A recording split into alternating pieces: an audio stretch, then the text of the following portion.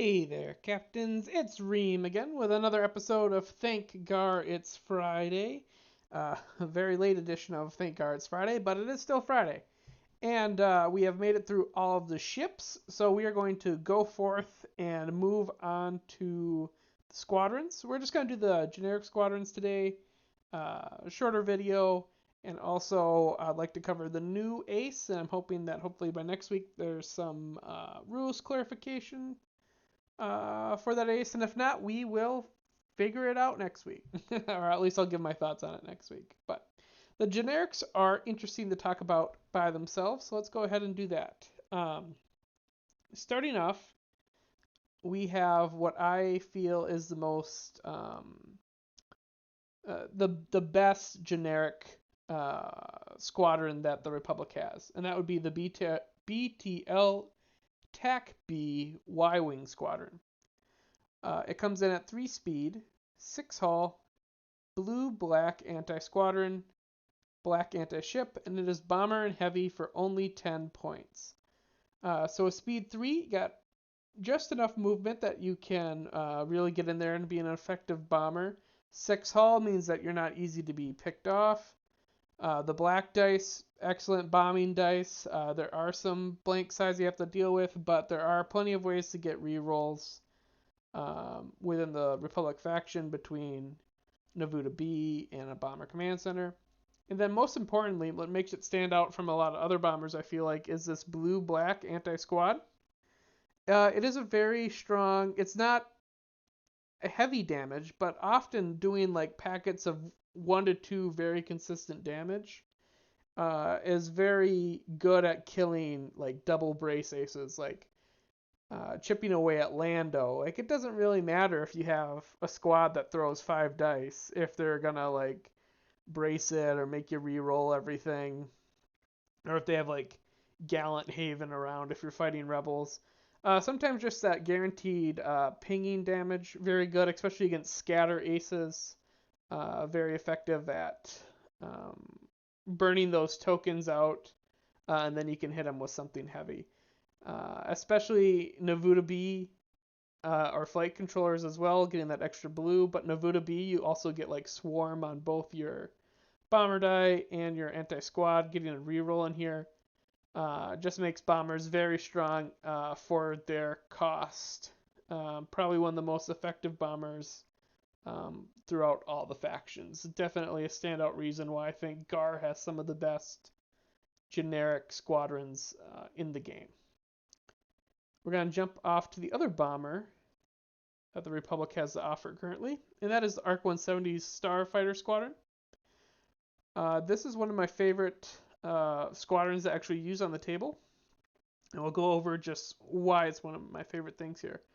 It's speed 2, but comes in with 7 hull, has a red and 2 blue anti-squad, and then double blue bomber, or double blue anti-ship, and it is bomber encounter 1 for 15 points. So 7 hull for 15 points is already a really good stat line. Double blue bomber, it's very hard to completely whiff and get like 0 damage on double blues. Especially if you have like a Bomber Command Center or Navuta B. The only real downside, the thing that keeps this squadron in check, is its speed. You have to have a plan to push these things along, whether it's going to be hyperspace rings or a fighter coordination team or all fighters follow me. Something needs to fix the speed problem here. That is their one downfall, is they don't lose a fight very well, but sometimes they just struggle to actually get into the fight. The other issues that can happen is just this red double blue anti-squad can be unreliable. I mean, for me, it always seems like if you have a squadron with 1 hull left, you'll roll like a double red hit. You'll do 4 damage. And then when you're just trying to chunk a squad that's like an A-wing or something, a full health A-wing, you'll get 0 damage. But luckily, like I said before numerous times, Navuta B is probably like Navuta B. If you can find a good way to get 4 to 6 ARC 170s and a Navuta B commanding them, like absolutely terrifying. You get free rerolls to fix your anti-squad problems. You get them for the bomber. Excellent.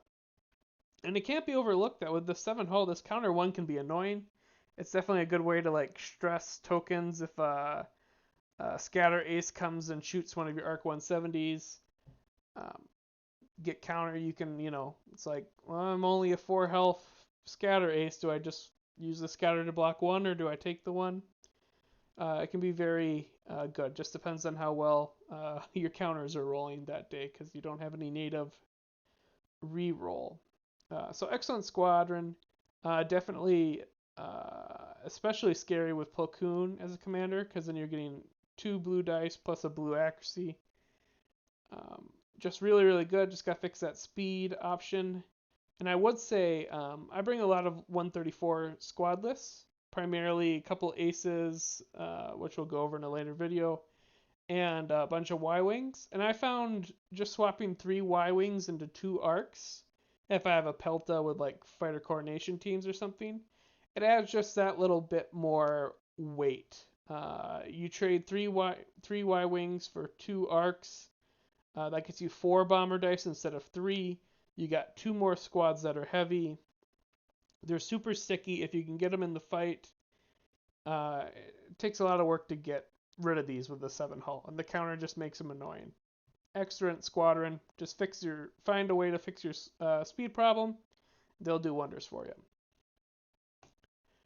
And then rounding out generics of what makes the generics so good for GAR. The last of the trifecta here for really good squadrons is the V19 Torrent.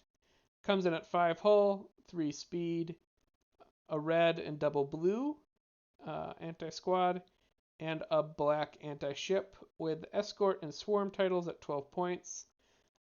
Excellent stat line, 5 hull for 12 points is pretty good. Escort helps keep all those bombers alive, helps keep your very expensive Jedi aces alive. They can't take a lot of heat, so you need something to take the brunt for them. Torrents are great for that. And then if you do win the squad battle, they have a use yet. That black dice, even with PDX around and evades around, you're likely to plunk away that 1 damage. Or if you go against squadless, they still have a use. They're not like other squadrons where, or interceptor, or squadrons in general, where if you win the squadron war, you go against squadless, you're not relying on a blue dice non-bomber or a red dice non-bomber. So excellent ship or excellent squad. Helps round out and works well with the other 2 that we covered. Great escorts for groups of B-Wings, or Y-Wings, and arcs. If you're not bringing the aces of the torrents, it's probably good to have 1 or 2 of these at least. As long as you have the points. Generally, if you have those 4 extra points or 6 extra points after getting bombers, it's generally good to change a Y-Wing or 2 to a torrent just to help keep stuff alive. The final squadron, and the kind of one letdown that GAR has, is the Delta 7 Aetherspite Squadron. Now, don't get me wrong, there's some great things about it. Speed 4 with 4 hull, triple blue and a black anti-squad, and then a blue bomber. Has built-in Adept 1, which is super powerful. It's essentially a swarm, except you don't need to have another ship next to you. It's just a free reroll. Counter 2 is great, and then dodge. Dodge is the thing that I think really bumped it up to 17 points. And I do want to iterate that is the issue with this squad. It is hard to stomach 17 points on such swingy frame. I'm gonna say swingy because it's true that 3 blues and a black with a reroll is a very powerful punch you can do. Blue dice non-bomber with adept is actually pretty good at bombing ships. But it's just the problem of with 17 points, this makes a very good flak target, and dodge doesn't help you with flak.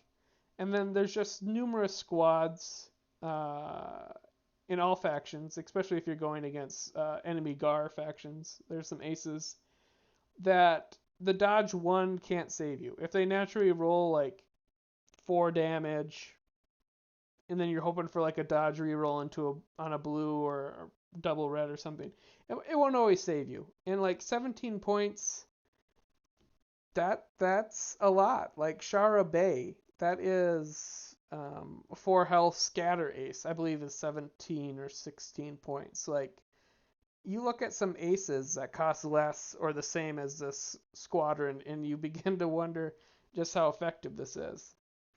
I've never taken more than 1 in a squad ball. Like if you have just enough points and you're looking for like a little bit more anti-squad capability, I've taken 1. If you have enough torrents around, especially some of the aces, it helps patch up the survivability issue. If you have like axe around, it can help patch up the like flak issue and the mainly the flak issue with axe. You just gotta be very cautious and forward thinking about how the squad battle is going to go and where flak bubbles are going to be. Don't accidentally drop this squadron on like the line between 2 arcs and get it flacked out both arcs of an enemy ship. It's much too expensive to just throw away. Um, but if you can't keep it alive, very solid. Speed 4, fastest generic that the Republic has to offer. It's just you got to keep it alive. And generally, if you have the points for an Aether Sprite, you're probably gonna try and stretch that points further to get an actual Jedi ace to get that scatter. And generally, the abilities that the Jedi have include these minus the dodge, but then some good text. So generally, you'll take the aces over the generic, but for whatever reason, I have built balls where I didn't have enough to swing like the 20 points for a Jedi, but I could sneak in 17 for an Aether Sprite. You can do that. They'll serve you well. Just you gotta be very careful of them. It's very point efficient for the enemy to kill them. So with that, that's kind of my thoughts on the generic Republic squads, kind of what I use them for. We'll go over the aces probably next week. That'll be a bit of a longer video, and then after that, maybe like we'll go over just fleet ideas. I have some fleets that I've used in tournaments I might talk about, or if people have Republic fleets that they want me to discuss, or just archetypes in general, let me know in the comments or shoot me a message or whatever. But until then, you all take care.